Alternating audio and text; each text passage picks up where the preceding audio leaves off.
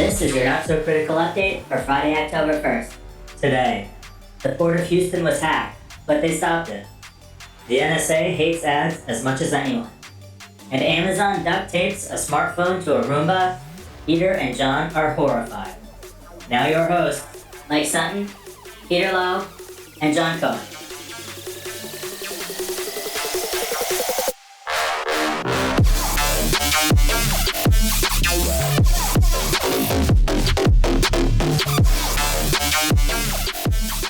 We have the whole band back together today. Yeah. Yeah. I was just thinking that. Everyone's back home safe. Toggling back and forth.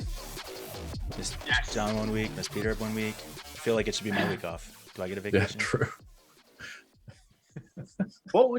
I don't know. I think we'd spend the entire episode just slagging you off. Like, just Mike's not here. Let's, Dad's away. Let's party. Yeah. we took a couple shots at you last week, Peter. Don't worry. I mean, I did, I guess, to be fair. I know. I watched the episode. Thank you. I try to represent your viewpoints accurately. I appreciate it. Not try to do that at all. No, you were like, this is what Peter would say. Yeah. Privacy, blah, blah, blah. Of course. I'm here now, so I have to stay around. But if you, all right. I won't push my luck too far. Yeah. Well, might so be this two co-hosts again in a second. Yeah, exactly. Back to two again. Just an empty chair. No. I love you, Peter. You know that. Yeah, all right, man. You too. All right. A couple fun stories today.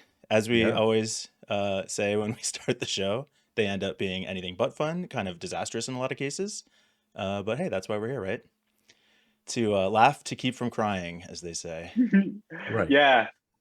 It's just therapy for us, basically. We don't care if anybody's watching anymore. It's just to keep ourselves sane. It's fun. It's just good to let it all out. Yeah, let's do it. Here's a story about hackers breaching the network of a key U.S. port, but not disrupting operations. We will get into the details of the article. I find them to be frustrating. This happened at Port of Houston. It was an attack that happened last month, so August of 2021. And I'll just read a little bit from the article as we go through, and you'll start to see a theme develop here. Suspected foreign government-backed hackers last month breached a computer network at one of the largest ports on the U.S. Gulf Coast, Port of Houston. But early detection of the incident meant the intruders weren't in a position to disrupt shipping operations. Technically true, but hold. The incident at the Port of Houston is an example of the interest that foreign spies have in surveilling U.S. maritime ports and comes as U.S. officials are trying to fortify critical infrastructure from such intrusions. I do appreciate that we are seeing increased focus from the federal government and internationally on cybersecurity in general, and then in the U.S. on infrastructure protection. I think that's something that's long been lacking. Jon and I talked last week, or maybe it was even a couple weeks ago with Peter, about how some of these old systems are the biggest risks, and I think it speaks to that a little bit. But here's where it gets fun. If the compromise had not been detected, the attacker would have had unrestricted remote access to the IT network. Okay, we'll find out that that is technically true. I'm just, I can't help myself. The Port of Houston Authority successfully defended itself against a cybersecurity attack in August. But, so 3 times now they've said they protected themselves from this threat. But then they go on to say the unidentified hackers broke into a web server somewhere at the complex using a previously unidentified vulnerability in password management software. The intruders then planted malicious code on the server, which allowed further access to the IT system. Beginning about 90 minutes after the initial breach, the hackers stole all of the login credentials for a type of Microsoft software that organization used to manage passwords and access their networks. Minutes later, after they'd been fully compromised, 90 minutes after the attack started, and after the intruders had already managed to steal their credentials, minutes after that, cybersecurity staff at the port isolated the server and cut off access to the network. How is this a success story of preventing a cyber attack? as they insisted repeatedly earlier in the article. It's a success story by the standards of most of the articles that come out, because it's like they managed to do something. That's all they could get. It's like, well, we kind of protected people for a bit. Like after we got hacked, it wasn't a big. It wasn't like we weren't very hacked. It's just like we're 3/4 hacked. Yeah. We were only hacked for 90 minutes, and they only stole all of our passwords. Yeah. But other than that, we completely successfully defended ourselves. I think it is important to say that passwords are not the end of the world, right? You just reset those things. But so if you could just tell everybody who's watching your password that you use for your email. But I will say, professionally speaking, I use randomly generated passwords. I couldn't even tell you them. So if they were following the same standard, and they were using randomly generated passwords that weren't, I hope this is the US government, so that weren't being reused, not that big of a deal. If it took them 90 minutes to detect, or was it 180 minutes to detect? I think it was in total 90 minutes after the breach started. The hackers stole. Very strangely written. Yeah, I took it to mean that the entire breach was ongoing for about 90 minutes. Okay.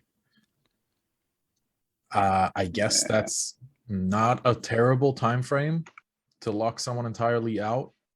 But what happened besides that in those 90 minutes? It sounds kind of like it feels a bit vague. It does. I'm also curious about the follow-up. Like, did they then reset all of the passwords which were stolen? Right. What kind of post-mortem happened there? I mean, we've got a news article, but like, did they follow up at all? There's no mention of that in the article that I saw. So it should have been like a laundry list of, okay, so we've launched an investigation, we've hired an external third-party security company, we've done some penetration tests, we've force reset all the things, we've implemented 2FA, like all the things that you normally do after a hack. And this is like, well, it's the US government, so they don't have to answer to us. And it was only a little hack after all. Right. This is a victory lap. This is a win. Yeah. That's not paying attention. It's just a tiny, let's just say this is critical infrastructure. So let's just say, I'll tell you why it actually is victory. In a different world or a different, whatever, like situation that was similar to this, they would have ransomware everything, and that would have been really bad. So I got broken into, and I had all my personal information stolen, and my diaries and my nude photos were taken. But they didn't get killed. So I would not say that's going far. I'd say they copied my key. They broke in, took my key, and ran away. So I got new locks. That's as far. I think. Not trying to defend the U.S. government. Actually, I am definitely defending the U.S. government. Love those guys if they're listening. And it's okay. We're all doing a bit. I think it's okay. We're all doing a bit. Yeah, that's right. I think it's not that crazy, and it could have been way worse, but it's definitely not a total victory. This is still a fail. Yeah, that's totally fair framing. We saw that with like the Colonial Pipeline hack. That was maybe even a relatively minor disruption. They were the victims of actual ransomware. Yeah, had major impact across the U.S. And here, if they had managed to actually disrupt shipping, which the article does make a point to say they were not able to accomplish that could be a huge issue, especially maybe even in the context of the ongoing supply chain and transportation problems we're already having, trying to get everything spun back up, coming out of this little global pandemic we've all been playing with for the past year or so. Yeah, exactly right. Do you know, can I say the one thing that stood out to me from the article? It was just, it wasn't really relevant to the actual hack itself, but well, it kind of was. It's what Jon said about it being critical infrastructure. Hang on, let me just find the quote. The Port of Houston is a 25-mile long complex through which 247 million tons of cargo move each year, according to its website. Like, like, to me, that was like, whoa, okay, right? It kind of makes it real, you know? Yeah. We hear about all these things, you know, systems being compromised and infrastructure being attacked, and ransomware happening, and blah blah blah. But it's all very sort of, you know, difficult to picture it. 25 miles worth of you know, that's a real thing, you know, that is going to could potentially have been shut down. You know, it could have been taken over, and all sorts of weird things could have happened. And the other thing that I was always think when I see news articles like this is, okay, this is the one that we know about. What don't we know about? Like, what, you know, where are the successful hacks that they covered up? Because there's got to be some. I think this was meant to be a disruptor, right? This wasn't meant to be stealthy, at least not in the end. It's suspected it was state sponsored, most likely a rogue or hostile country, at least to the United States. This could have been catastrophic, economically speaking, catastrophic. Just like the great toilet paper shortage of 2020. Maybe worse. Do you guys hear about the issues in the UK at the moment with gasoline, with petrol? With petrol, with oil. Everybody's panic buying because there aren't enough lorry drivers, HGV drivers to deliver it, and all the petrol stations are running out. The government are considering bringing the army in to deliver the petrol. They've relaxed competition laws. It's really bad supply chain stuff. It reminds me of, I think that the same, I'm not saying that like it reminds me of a memory. It reminds me of something I read. I believe it was in the 70s when the United States also had a gasoline shortage that was like, it was in the 80s or 90s. I don't remember. The block. Yeah, well, your cars down this just on and on waiting to get, a gallon, like a few liters for our international listeners. It's amazing how close to Mad Max we actually are, right? Or the UK is right now. Like it's roving bands of scary and funny. And I mean, it's like you said, John. It's kind of fun to like dunk on the federal government and their response to this. Sean Blanky, a Coast Guard veteran and former senior White House cybersecurity official in the Trump administration, says the quick response to the incident was a sign that the Coast Guard was getting more capable in cyberspace. So, okay, fair enough. But it is good to see this focus on it. The federal government is paying attention. They know this critical infrastructure needs to be protected. Yeah. The article may be slightly optimistic in its coverage, but at least we're paying attention now. So it definitely reads like a shell piece. Don't get me wrong. It is 100% a brown nose to the government. Like, woohoo! Here's your participation medal. Like, it's not really a win. You just not exactly investigative reporting. Not at all. Like you said, Peter listed like the top 5 things that happen anywhere else when this occurs. Biggest is, where's our official postmortem? What actually happened play by play? Give us a timeline of events. Nothing. So I think it is a victory, and it's also a loss at the same time, because it goes to show you're never going to that get that kind of serious reporting out of commercial media. Right. Probably that's hopefully that's happening somewhere. But I don't believe that it was even linked to it, and that it's kind of, it feels very puffed up, I guess is the word I'm looking for. This is probably still just like everybody on site thinking, oh my God, thank God it wasn't worse. Thank God it wasn't worse.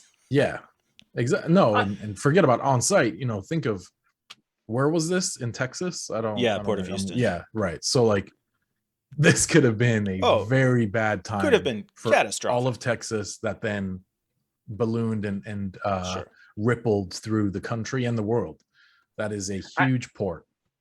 And honestly, 90 minutes isn't bad, I have to say. I think it's, to kind of identify and halt an attack in that time, if it's true, obviously. I mean, there's a strong possibility that they might be fluffing those numbers a little bit, but I guess I wonder what happens in those 90 minutes. Presumably it's not some IT guy sitting at a desk just watching the network. Although in this case, it almost sounds like maybe that is what it was, but yeah, I think it's something similar. Well, it was most likely some sort of detection system that flagged this, and They had to do some old investigation Joe on it. going, drinking his coffee or hers. And they're like, oh, just another flag. And then they do a double take on this and realize that, wait a minute, we might have been breached. When I was a sysadmin, we used to have, monitors up on the wall everywhere, and there'd be, if something went wrong or something broke, there'd be a big red alert, literally like something out of a movie. You know? So I would not be surprised if it was something similar to that, or email pages going off, that kind of thing. So this is when they pull the axes out and start thrashing the hardline into the facility. Exactly. Unplug it faster. Yeah, it's just, I think, intrusion detection and the human factor of how long does it take someone to actually react and respond to this. 90 minutes. I've seen too. Sorry, 90 minutes probably isn't bad. I was gonna say I've seen reports. I've seen reports of month-long, multi-months that they were in the network. Sure. Yeah, it can happen. There's major e-commerce websites that have been basically used as just credit card skimmers, online credit card skimmers. They just sit and wait, and eventually maybe they catch on. So not to go down the rabbit hole too far, but 90 minutes, not great, not terrible. All right, should we keep the good times rolling? Yeah. Peter, you're up. One of my favorite topics ever. The NSA and the CIA are using ad blockers because online advertising is so dangerous, which, news at 10. Well done. This is really just, I thought it was an interesting point because it's one of those, stories where, but the fact that it's become a story and someone has pointed it out and got a response from them to officially say that they're doing it is good. I'd like to say to the NSA and the CIA, you're welcome. If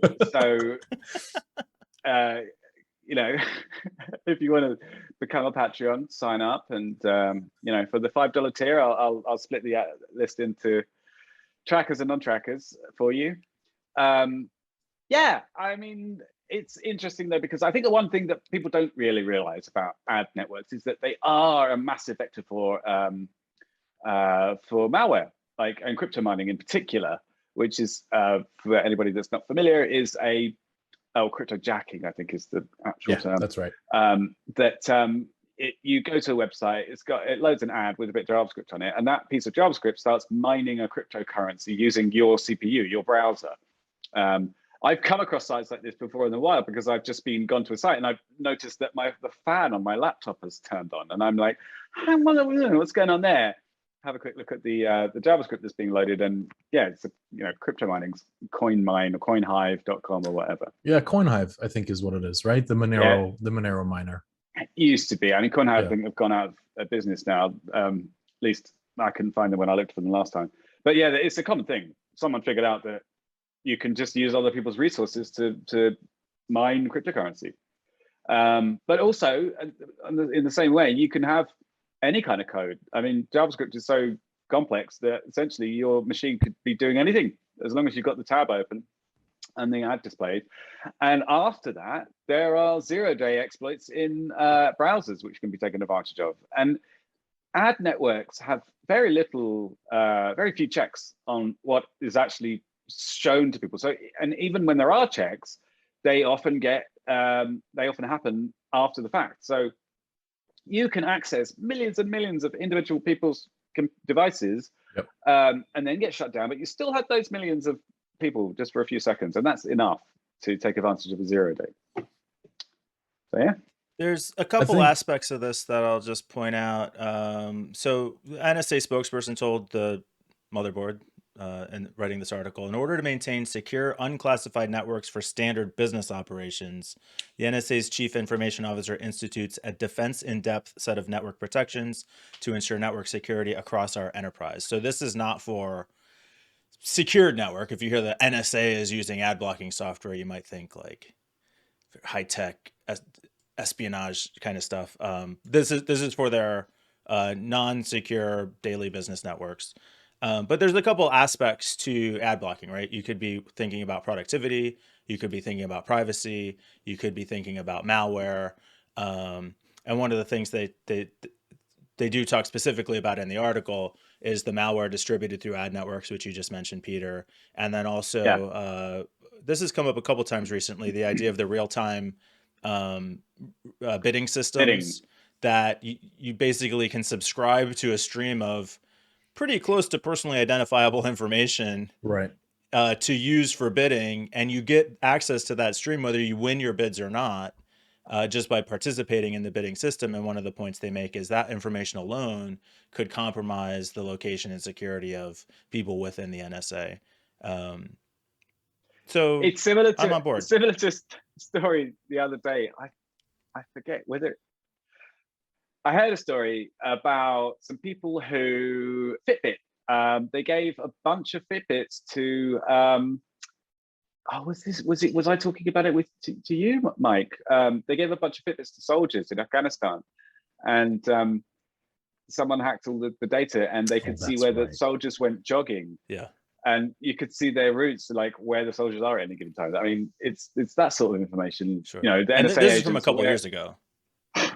Yeah. Yeah. So I mean, the geo IP information is going to be there from all the NSA agents. So if you can identify one of them, then and all you have to do is put an ad on the site, and they go there. You can see where they're coming from, and then you have their ID. I think one thing I wanted to touch on regarding the NSA, it just feels like another. Yeah, exactly. Like we've been known, or this has been kind of 101 stuff, like public information in the security space, that ads inherently suck. They are insecure. No one wants to see them. We've been blocking them for pretty much a decade. Widespread, I mean, in the technology world, at least. I know some people that I'm friends with still don't use ad blockers, but it feels kind of weird that they're like, hey, the US government's like intelligence branches are all running ad blockers. My response is, I hope so. Like, yeah. They better. Like, what? 100%. It's what I was thinking when you were saying, oh, they only they're unclassified networks and whatever. I think it's just because that's the only ones they can comment on. I think if they're on their classified networks, if they're not using ad blocking, no, that's not like, come on. Every single packet is being decrypted that's coming into those secure locations. And I don't think that it's high-tech stuff. I think that they're using run-of-the-mill enterprise level tools and products to protect themselves because they are really good, like Sonic Wall's deep packet inspector, things like that it decrypts and then re-encrypts on the fly packets. Or you block origin with PGL. Well, I was literally thinking, no, they're just running a pie hole in those lower security level networks. Yeah, they just have a pie hole running the PGL yo-yo list and a few others. Yeah, I genuinely think it's much more likely that they're using Pi-hole than they are Sonic Wall, because Pi-hole's open source, and they can take it and inspect the source, and then they know. But Sonic Wall, unless they got some sort of the certification from the government that it's the source code has been vetted, then it is Dell. And Dell has a long relationship with the US government. So fair point. But I only threw out Sonic Wall as an example. They very well are using Pi-hole. They very well are using all of these open source technologies because of what you're saying, which is they get to see what it is running. They get to maybe even adjust it, improve it. Still, like, come on, guys, it's been 10 years we've been blocking these things, more on the homebrew side. Like, find something new, The mentions of open source software make a good segue into the next article. My final comment was just, I did think it was kind of amusing to think about the NSA, people at the NSA being on Facebook. But I mean, it's not all cloak and dagger. I'm sure they have, I don't know, you just have that perception like inside it's all secret and high tech, and they're just probably people at desks like everyone else trying to sneak a look at their kids' school pictures or whatever. Oh yeah, for sure. They're real people, right? But they don't all just like, yeah, that's true. And who wants to see ads? And who wants This to see guy. ads? Exactly right. No, I don't want to see it. I want you to see my ads. you want, yeah, there you go. That's what I Only- want. and I don't only want to see relevant ads. ones. No, that's crazy. Nobody wants to see ads. And we know they're relevant because we know all about you and what you've been doing. Exactly. That's me doing you a favor, want to Peter. see these ads. Yeah. I'm only showing things that I know you already care about because I've been watching. Even if you don't know yourself. Yeah, this one is, I have a lot of pent up anger about this, because I thought, Microsoft, Azure, Linux, all of this sounded so good when I first heard that they're going to become a competitor to AWS and Google Cloud, or they, when that was growing in usage. And then we find out that Microsoft actually had secretly installed crazy secret agents that were for things like diagnostics and I think it was like a patch updater and things like that. And these secret agents that came along when you enabled these features had the highest privileges on those Linux instances. So, and I think if you scroll down a little bit, it lists this OMI, this open management infrastructure software, and it lists all of the things that it was used for. And then just look at these CVEs. It's absolutely crazy that Microsoft is doing something like this. But at the same time, it's not, because it's Microsoft. And one thing that, to give them credit where it's due, which is funny because we're going to loop back to Amazon, but AWS and Amazon are sort of different entities in that AWS has to follow different, I guess, a set of, I don't even want to say laws, rules for protection of customer data, because those customers are usually anywhere from a tiny to conglomerate sized companies. But what I'm getting to is AWS, they're fairly difficult to track what's going on in instances, like an EC2 instance, for example. There is a lot of trouble with AWS if you want to, let's say, monitor memory in real time of an instance dynamically as they shut down and spin back up, because there just isn't a tool like an agent that you could throw in and monitor for this. And I believe that they're taking the right approach of we're hands off. We're not going to look at your stuff. Excuse me. We're not going to look at your stuff because this is what happens. Yeah. I don't know. I think there's easier ways to do it. I mean, there's safe ways to do it. For sure. But it does open, to do it, it does open up another vector. So not doing it does kind of cut that off. So yes, that's an additional, that's good. Anyway, back to Microsoft and Azure. Yeah, I get nostalgic for bashing on my Windows and Microsoft, because I used to do it so much, right? And it kind of stopped at some point. It's like they started being good and reasonable and embracing open source and actually not seeming to do things quite well, at least 10 million times better than they used to. Unless you pirate Office, I would never do such. Who would do that? What are you talking about?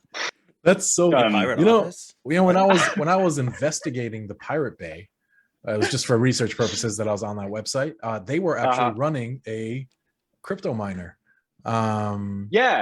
For revenue. They were very open about this. They weren't trying to hide it, but they were like, hey, we don't really make money hosting this humongous list of trackers for you, pirates to torrent stuff. So we're just going to take 5% of your CPU. And it was definitely more than 5%. For the very few times that I visited that website, it like you said, the fans started spinning and stuff. But back to Microsoft. To change the subject quickly. Yeah. I think so. My biggest problem with this whole thing is the secrecy aspect of it. Right. It is open source software, but I think they could have been much more open about the things that were running. And this is a big thing for me lately. And more, I've been becoming more convinced that it's about agency and awareness than actually what's happening underneath. I don't necessarily think it's so bad that services are collecting all this information about people, as long as those people are aware of what's going on. So I don't necessarily think that having that agent on the machine is that bad, but it seems like it was secretly installed and nobody really knew about it until there was a massive vulnerability in it, which almost always happens when they do these kind of things there. You're not, the Microsoft approach, it almost feels like they're like, yeah, we support open source. We love that you like open source, but also here is our closed source software to run on your open source software. We're not going to tell you about it at all. It's super secret, because if we told you, then the other competitor is going to use it. And it's like, yeah, that's all right. They can use it. Yeah. This isn't the end of the world. And it's capitalist in nature, and all about the, getting this to the consumer. Don't let them worry about it. Just hopefully they'll give us more money the more insecure features we throw at them. So I totally agree, Peter, that there's a huge problem with how closed source software is so opaque in general. Yeah. To me, I don't really even mind the capitalist side of it. I think, Mike, you're going to love this, but I think, yeah, okay, fine, make money. But it seems counterproductive. It seems like a false economy to not make it open source and tell people about it, because you always end up in situations like this where there's a massive remotely exploitable vulnerability, which is really bad press. And I don't think they would have lost that much money if they had made it open source and and open and told everybody about it in the first Arguably, they would have lost less. Yeah. We use Bitdefender. Bitdefender is open source. We pay for Bitdefender for the support and the SLA. Right. That's it. That's where it ends. You can totally have open source things and then provide ways for your customers to pay you. And then on the flip side, you're now helping young companies who can't afford to pay you to still utilize you, grow relationships with you. And when they become profitable, they will expand on it. It's just honestly insane that we're so closed-minded which is why Open Office has as much market share today as Microsoft Office. Okay. What about Chrome? Yeah. There's a flip argument right there. Chromium running what on 98% of browsers today? Or you don't pay for Internet Explorer either. No, Internet Explorer. Boy, what are you saying? Just that it's not competing. It's not a paid competitor. Maybe that doesn't matter. I don't know, whatever. I mean, yes, there's plenty. Oh, so I see what you're saying. Apache okay, Office, I see. Office is paid. Yeah, but if you look at like web servers, Apache's open source. Right. There's really no competitor there. You're not going to. Yeah. IIS has been dominated by open source servers, unless you're trying to run a .NET site. I don't even understand why anybody would try and do that. I don't even. My blog. What do you mean? What? Jon Cohen's IIS server.net. What? Oh God, yeah. I was just reading that this morning. I didn't realize that was yours. Small world. We're talking about all things Microsoft. I know. I did bring up another article about open source software specifically that just talks about. So this is a study or article from 2020. So a little bit outdated. I'm sure these numbers are even bigger today, but GitHub tallied over 56 million developers on the platform, with 60 million new repositories being created and 1.9 billion contributors added over the course of just that 1 year. And they make the point, you'd be hard pressed to find a scenario where your data does not pass through at least one open source component. Many of the services and technology we rely on, from banking to healthcare, also rely on open source software. Artifacts of open source code serve as critical infrastructure for much of the global economy, which is kind of what we saw here. Microsoft incorporated open source code into the product. The main reason I included this, though, is they say on average, vulnerabilities can go undetected for over 4 years in open source projects before disclosure. They do add that most of the vulnerabilities are found in inactive repositories that that aren't being actively supported, and only 17% of those are actually malicious vulnerabilities. You're still talking about a pretty big number. Seems quite high to me. Like when they say malicious vulnerabilities, does that mean they can be exploited maliciously, or they were put there deliberately by a hacker, because it's open source? It was like a patch submitted that had a vulnerability deliberately in it. Yeah, I don't know the answer to that question, Peter. Oh, okay. I always think about the OpenSSL, which was, it's one of the most commonly used libraries for decrypting TLS connections, and basically used everywhere in everything, right. As the base library. And one day somebody did a sort of security audit on it and found tons of issues on it, and it was just a mess. And it was because it was one of these ancient libraries that nobody was really properly maintaining anymore, and nobody had really looked into it. And every time they did, it was so complicated and arcane and outdated and lacking documentation that it was, try and change one thing, you end up breaking half the rest of it. So everyone just kind of left it alone because it worked. Right. But nobody really understood it. And then when finally someone did spend the time, it was like, whoa. And yeah, all sorts of problems came to light. So that's funny that some technologies that are so old and used and seem robust, like you said, are so advanced and confusing that most people that could audit them and check them just don't. It's almost like, and I'm definitely guilty, and I believe that you as well, Peter. Like we're just, it works. Yeah. Why I trust that it works. It's almost mob mentality. Yeah, there's no way that any one person can possibly audit all the code that they use, and you have to have a certain level of trust at some point. Yeah. It's just which direction you go in, and what's your risk profile, like how many, what's the probability? Right. So, yeah. You'd think if you're Microsoft, you'd go the extra effort of having somebody do that. Yeah. For the rest of us, if we grab an open source library, it's a lot of times to save time. And we're not going to necessarily go deconstruct the entire thing. Luckily, there are those among us who are like super into doing just that. Yep. Great. God bless them. We need them. They're saving the rest of us from unknown evils. We appreciate that. But if you're going to use it for commercial use, you probably should take that extra precaution. Yeah. It's not like they don't have the money, is it? I mean, right. It's but at the same time, I feel like most companies that deploy open source software to support their infrastructure, they're not going to do that. They have the money. But, and when I say most companies, I'm not referring to like, the FANG of the world, or the huge conglomerates that do really have the resources and time and money to have a whole team just audit open source that they will use. But like medium companies, small companies that do definitely have a lot of money coming in, well, it's easier to just, let's read their license agreement, see what do we need to reference them in our TOS, and send it. Yeah. So I'm gonna try and find. I will say, you keep going. I have done an audit of. I did an audit of a bunch of WordPress plugins. Oh, very cool. Because it was horrible. Yeah. It was really scary. the immediate action I did was to uninstall approximately 70% of the WordPress plugins.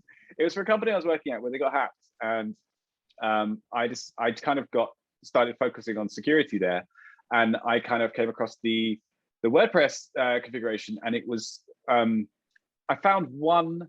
I just thought, hey, you know what? This is accessing the database. I should check to see if there are any like injection vulnerabilities, and I did, and there was. And I thought, hang on, there's another 40 plugins installed. I should probably see if there are any there as well. And I just, from one command line, which did a sort of graph across the whole code base, it was just like boom, boom, boom, unescaped SQL the whole way through. And the thing is, right, so I did my best after that. I was quite naive at the time, and I thought, right, I should report all of these issues, and I should tell people about this and get them to fix it.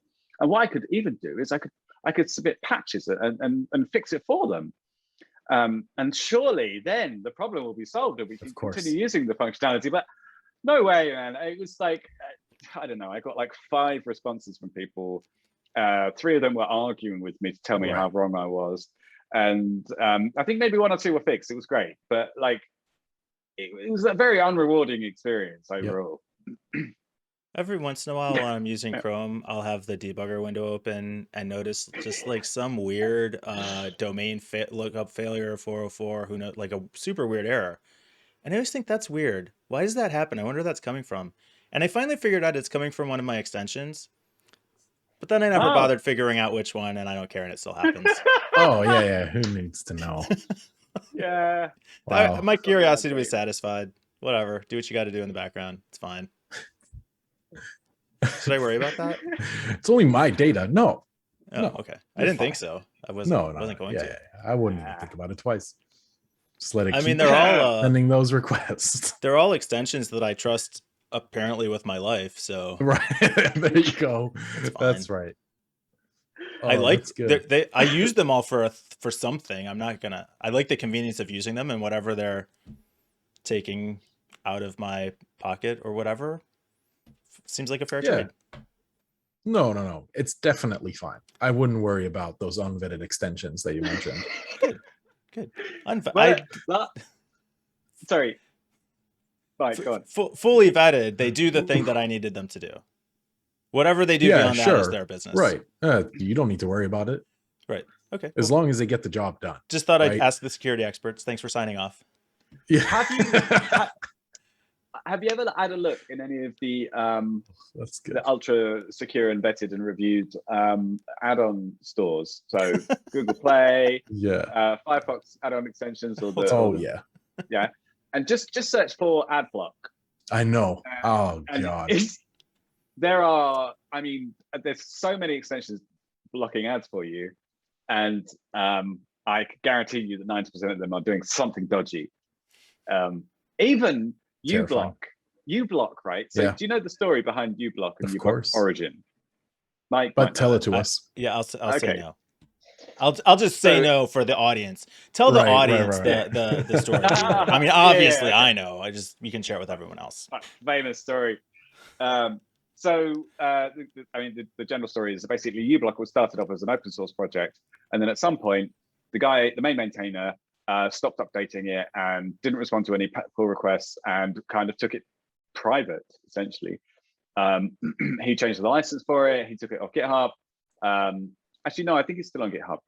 Anyway, the now main maintainer, Raymond Hill, Gorhill on Twitter and GitHub, continued maintaining it and kept it as an excellent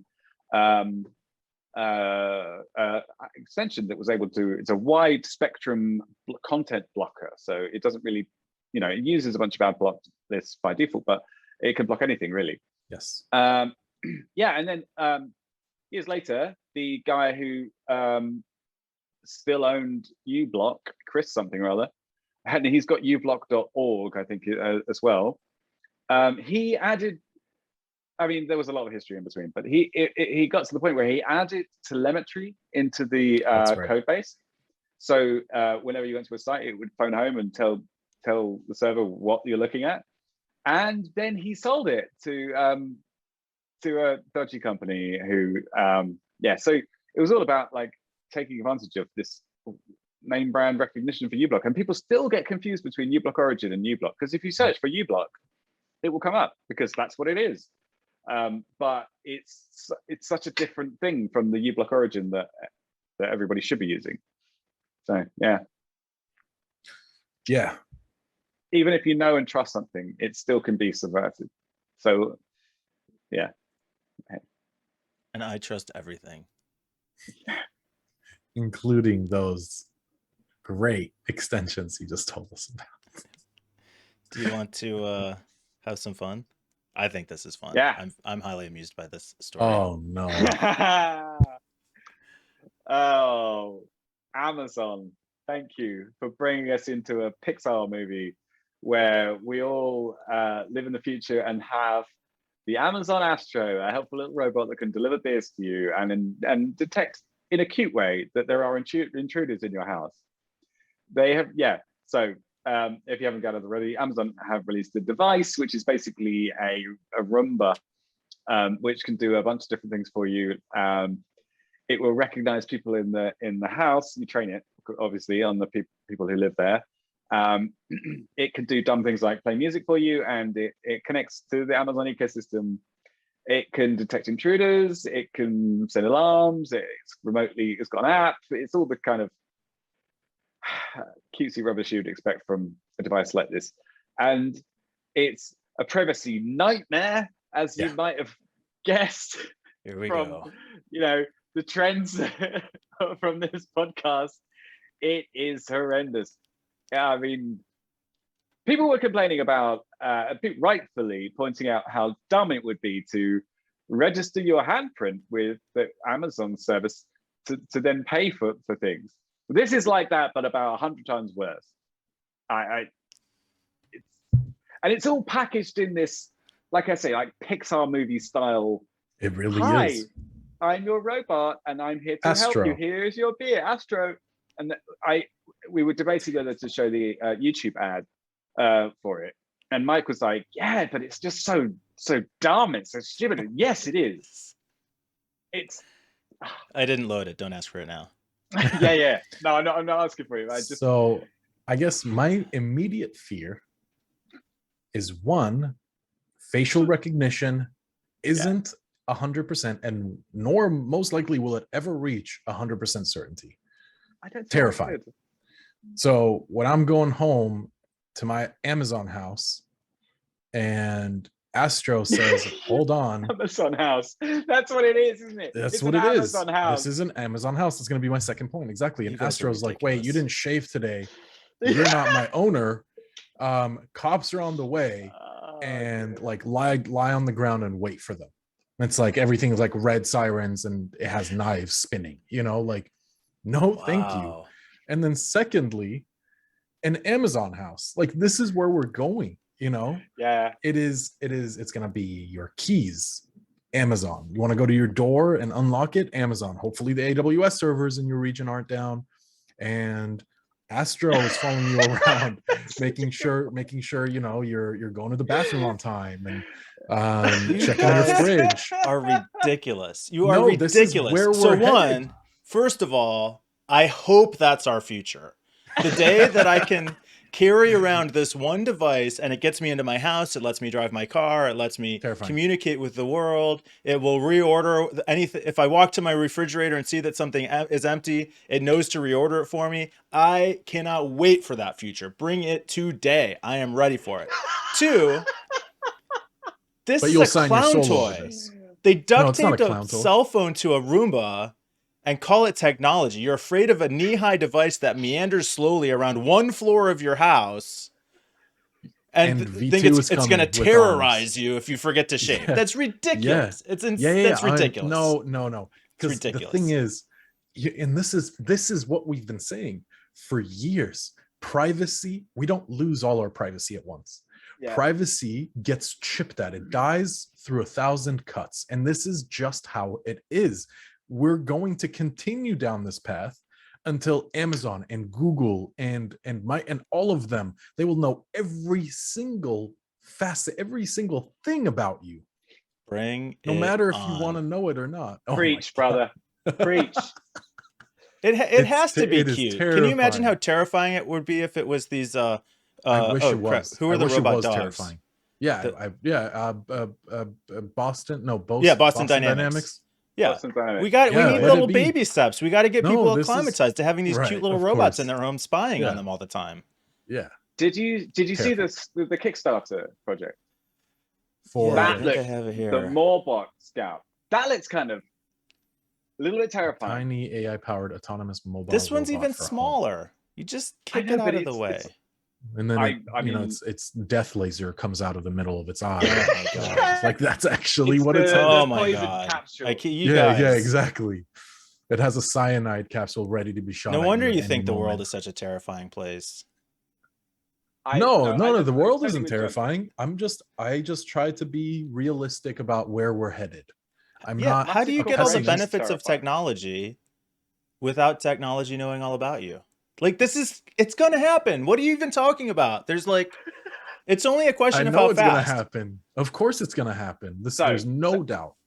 So there was a great, I just give yourself into it when these things come up with Mike, because he kind of sounds a little like, on the surface he sounds reasonable, right? He sounds like, oh, it's going to happen anyway, so why not just accept it? He starts to confuse me, and like I struggle to find a really easy way to respond to some of the things that Mike is saying. But this phrase I came across this week or last week or whenever, privacy is power, and I really like it. It's a bit hippie, but no, I don't think it's hippie at all. But I think power is power. Information is power. Okay, Cersei, easy there. I had. So your argument is always, well, people should know. So I had this conversation with my wife, and she's not super technical, but she's pretty well informed. And I asked through this whole thing, like, people are tracking you online. Does that concern you? We carry this camera around all the time. Does that concern you? And over again, it comes back to like, we like the benefits. So if you ask somebody, do they want to be tracked? Do you want to be tracked? No, I don't want to be tracked. Nobody wants to be tracked. Do I want the benefits of what all this tracking and surveillance and whatever it does for me? Yeah, that is super convenient shit. And I want more of it in my life all the time. Are you kidding me? Who wouldn't want that? Convenient surveillance is the way it's being delivered. And I'm not trying to like sound like some crazy conspiracy nut. That's just the truth. They hand us these things that are so convenient to have. Yes, and they are awesome. They make us super intelligent. All of us now have access to basically all of the information on Earth at the click of a glass button. And all you need is my fingerprint to access it. Done. Deal. Okay. Every day of the week. To be fair, security of fingerprints, like, not saying that you shouldn't give it or you should give it. I'm not going to touch on that. What I will say is that fingerprints are actually kind of sketch, to be honest, because we can't reset those passwords. Didn't we have this discussion already? Or no, maybe identity management. Yeah. It's just, you can't just like, okay, I need a new fingerprint. Like, mine's been leaked, like, no, that's not happening. So that's why I think biometrics in general are kind of terrible for authentication. Yeah, when you think about it, there's always exceptions, and it works for like 90% of cases. And then when it doesn't work, you become a minority, a person with a disability, and then nobody cares. It's that's it. But back to Alexa with wheels. I can't get it fast enough. Support it. I can't support it. Oh my God, Mike. It is truly a dystopian feature, and it is painted like WALL-E. Yeah. I want the version of that's going to be available in 15 years today. This one seems useless. Slowly moving around my house doing nothing. I'll say this.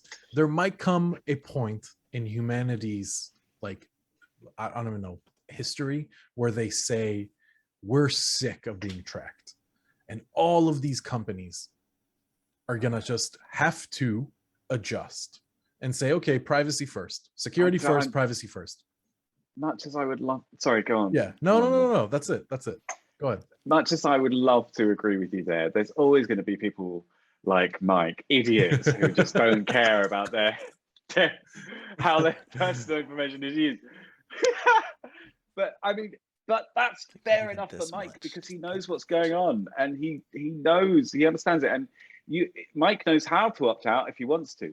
But for most people, they don't know, and they don't know how they're being manipulated, and I don't think that's cool. But they don't have like agency. You say that. Are you going to explain to my 70-year-old mother-in-law how to opt out and what the risk is because she wants to get some online knitting magazine or whatever and doesn't understand the risks? You explain it to her. Good luck. But I'll show you the risk. I'll show you the risk of and I love you, 70. Mom. Like, did you say your 70-year-old grandmother or mother?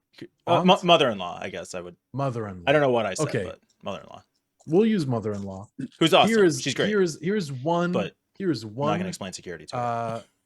I guess one scenario where this is terrible, that a political group can purchase data about your mother-in-law that says she's pretty like malleable, like we could turn her just from her searches. We could turn her and another 30 million. She's in that group. So they start just hammering ads about the opposition and how they actually are the worst, and that they killed a bunch of people and they kicked everyone out of the country that didn't, shouldn't have been there or whatever. And like very quickly, I know I'm butchering this example, but what I'm saying is that this is one example of how tracking will change your opinion and manipulate you to make decisions you wouldn't normally have made, because we cannot blame ignorance, right? I can't blame your mother-in-law for being technologically illiterate. That's not their fault. Sure. Social media definitely blame the companies that are taking advantage of this. Now, add that a robot that's following me around, tracking every single thing I do, listening to every conversation. Now you're nodding your head and sorry, like you're being, whatever. No, I'm trying to think through the example, because even as you say that, I actually don't think the tracking is the problem. I feel like the problem is the social, the social nature of the way we communicate, and the anonymity of it and the manipulation of it. So if somebody knows my I don't care if somebody knows my address. I care if they come to my house and try to steal something, right? that information itself is harmless, except to the extent that somebody can use it to do something damaging. Doing something damaging, I'm totally against. I do not want to get murdered. Let me be very clear about that. I do not want to get murdered. So what's your address? Okay. And that is essentially what John and I are saying, is that tracking will get you murdered. So, mass genocide, basically. Yes. Sorry, go on, Mike. Right, yeah. I just think it's two different issues. And I've been trying to struggle with the difference between anonymity and privacy. I think anonymity is a problem is one of the many problems with social media, is you don't know who's on the other side of that voice. And it's not a matter of saying who it is, because just like with privacy, people don't, even if you tell them, they don't understand, care, think about it, whatever. But I don't know. It feels more like it's the social interaction more than the data. Like, you can use the data, I guess, to manipulate the social interaction, to John's point. But I just, it doesn't end there. Don't have as much a problem with that. Well, that's the thing. That's the thing. You can. It's the same as like we were just talking about how it's your risk profile. It's what you're opening yourself up to. You don't. These companies don't have to be tracking all this data. There's safe ways to achieve the things that they want without sucking up every last bit of data point about you. If they want to target you for the searches that you're interested in, then just make it contextual. They don't need to record my eye movements or my heart rate or where I've been every day. Like, it's not useful. And I think that's what I'm saying, though, is they can accomplish those same things without that information. So the information's not the problem. But they shouldn't be collecting it. It's not the information. Well, okay, the data itself isn't inherently evil. It's the collection of it and the storing and the sharing and the sale of it and the accessibility of it and the correlation and the linking together. That's all the horrible bit that's going on. But you don't have to have that information to accomplish those ends. What do you mean? Yeah. Well, you said you could still do business. You can still accomplish your goals without collecting all that information. Yeah. So I would say then, okay, so the collection of information is irrelevant. It doesn't have anything to do with the problem. The problem is the manipulation via social media and social means, the nature of the media, the sensationalized, commercialized, ratings driven world that we live in, that everybody just wants clicks and feedbacks and likes and appreciation. Speaking of which, everybody should like and subscribe to this show, share it with your friends. This is very important that you do this right now. I will manipulate you in any way that I can. Like, All right, this is the problem. Ads. Are we going to start running paid ads for the podcast? Right. I think you we really won't should. believe what we talk about next. With all of our ad revenue. Other podcasters hate this one simple thing. Yeah, exactly. Our main sponsor being the Yo-Yo list. What's the name of the list? What do you actually call it as a product? Isn't it Peter Lowe's ad blocking and tracking list? Yeah. That's ad so and tracking vain. server list. Of course you do. It's Whatever. Anyway, moving on. With that list, it's honestly, agreed. Yeah, calling it that was such a good move, and I because a lot of people call it the Yo-Yo list, but the fact that I put my name in there, like, yeah. That's why we have you on the show, honestly, for that credibility. just a pretty face and a good name. I told my coworker who's also, very, very involved in security and privacy. And I was like, yeah, I actually do a podcast with, you don't know, a Mike and this Peter Lowe guy. And he said, wait, Peter Lowe, I've been using his list for years. Yeah, I say the same thing to people. You say, yeah, me, nobody. Right. And I know. I am very unimpressive, but you got Peter. Yeah, exactly. Can I go back to what I was trying to... I want to respond to Mike's point. Mike said that the data isn't the problem. It's not. It's the collection of data. And yes, all this stuff is still possible, but if the data isn't there, then it's not possible. You can't manipulate data that doesn't exist. It's Brave's approach to can't be evil rather than don't be evil. I don't think that's true. People get manipulated all the time without data. Yeah, sure, but reduce your risk profile. Don't store data that isn't useful unless there's a specific need for it. And then when you Astro doesn't know people, my bowel schedule. You know what I mean? And they will 100% record I'm saying, that. Well, your gaming system probably does.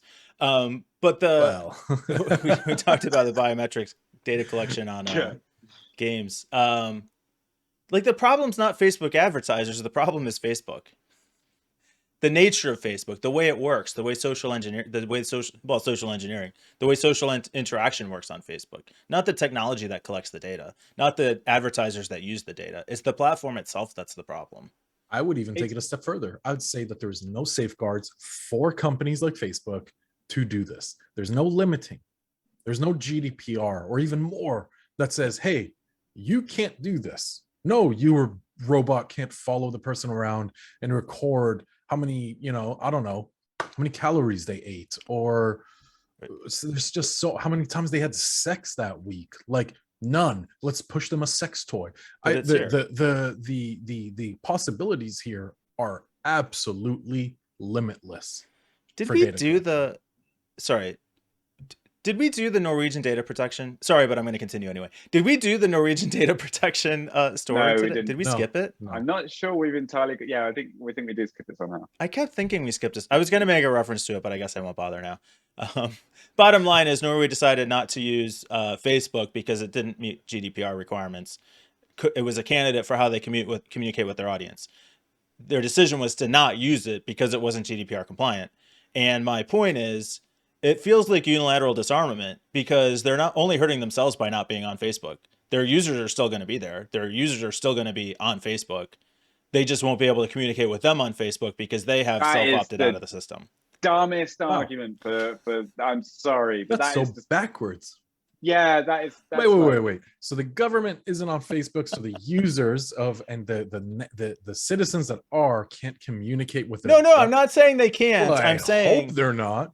The citizens, I hope they're not. The reason to go on Facebook is because your citizens are already there, and it's a way to communicate with the people where they are. By not going there, you're not damaging Facebook. You're not protecting your citizens because your citizens are already there. I think they're taking a great stance here by saying, no, we're not going to be on there. You can, as individual citizens, you have that freedom to be on. That is absolutely true. And the only way anything's going to change is if everybody does that. So lead the way, Norway. We're all right behind you. Well, see the fact that you're like, ugh, whatever, Norway, is not the way to look at this. The fact that Norway is cool and does this first, that either will be forgotten completely or will be in the history books. that the first country to say "fuck you, Facebook" in an official capacity is huge in my book, because they are setting an example for their citizens. Yep. Respect. Absolutely. They're leaders, they're courageous, they're doing the right thing, and they are doing the right thing.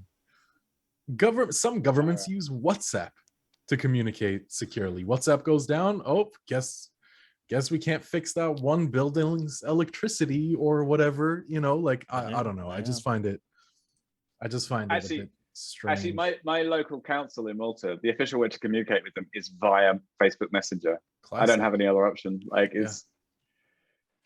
That's kind of crazy. Like, you don't have a portal that's secure for me to communicate with you without signing on to Facebook. My ISP recently, they disabled the live chat and the email. They just tell you to go to Facebook Messenger. I tried to a few weeks ago. I tried to sign up to Facebook to join the marketplace to sell something. Oh yeah. And I sign up. I verified the email, and I throw a picture up, not even on my face, just a picture.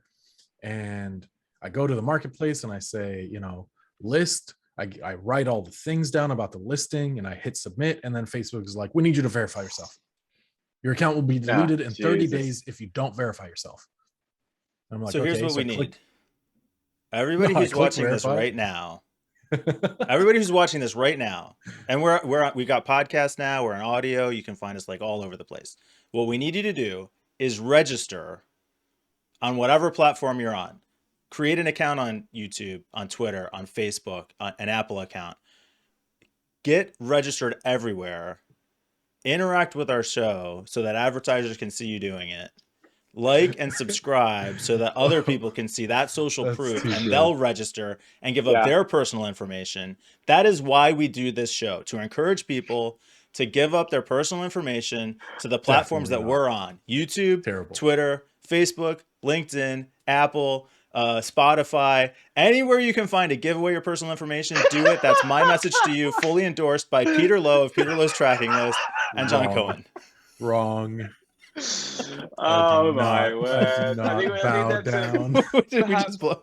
Yeah, that's maybe a good time to wrap up. Like, I think it might be time to retire. Final episode. Mike's finally lost it. There'll be like the Mike podcast next week. It'll be three copies of Mike wearing different t-shirts, all talking to one another through delayed streams.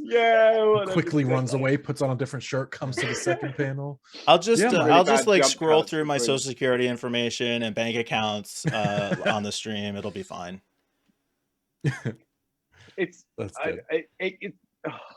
I do fear that somebody's going to hear me talking about this and be like, okay, I'll show you, and like whatever, do some terrible thing.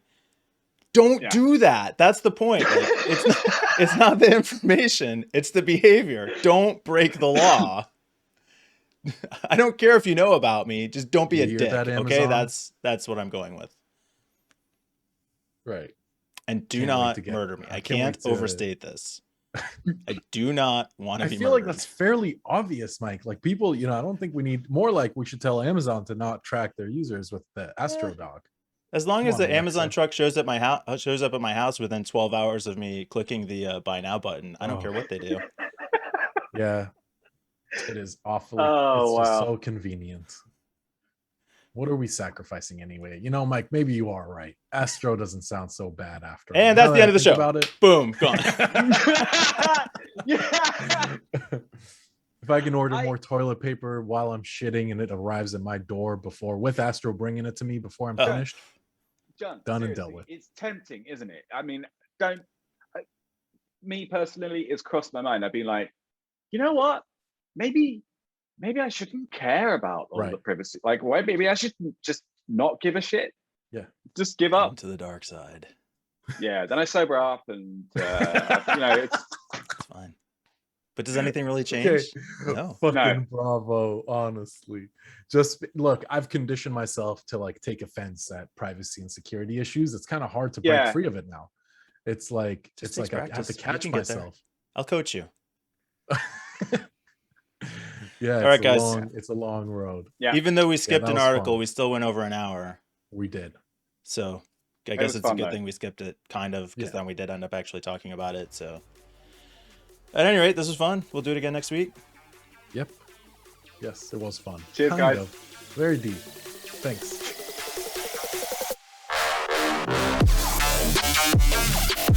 Wow.